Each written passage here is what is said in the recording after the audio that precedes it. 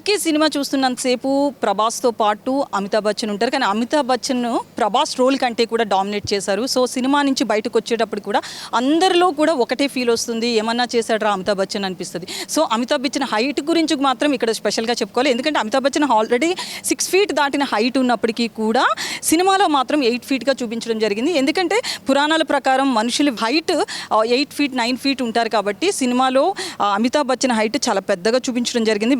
బేసిక్గానే ప్రభాస్ కూడా చాలా హైట్ అన్నప్పటికీ కూడా తనకి ఇచ్చిన అమితాబ్ బచ్చన్కి ఇచ్చిన క్యారెక్టర్ ప్రకారం అశ్వత్థామ క్యారెక్టర్ ప్రకారంగా తన హైట్ చూపించడం జరిగింది. సో ప్రజెంట్ మనం కల్కిలో ఉన్న అమితాబ్ బచ్చన్ స్టాచ్యూని చూస్తున్నాము. సో ప్రజెంట్ అయితే మాత్రం అమితాబ్ బచ్చన్ సేమ్ గెటప్లో మాత్రం కనిపించారని చెప్పుకోవచ్చు. సో చేతిలో స్టిక్, ఈ స్టిక్కి కూడా ఆ మూవీలో ఒక హిస్టరీ ఉంటుంది. సో గెటప్ అంతా కూడా చూస్తున్నాం కదా, సేమ్ యాస్టీజ్గా ఇట్లే కాస్ట్యూమ్స్ కనిపిస్తారు. దాంతోపాటు హెయిర్ కావచ్చు, మనం ఒకసారి స్టాచ్యూ ఫేస్ చూసినా కూడా సేమ్ అమితాబ్ బచ్చనే ఇక్కడ నిలబడ్డారా అన్నట్లు అనిపిస్తుంది.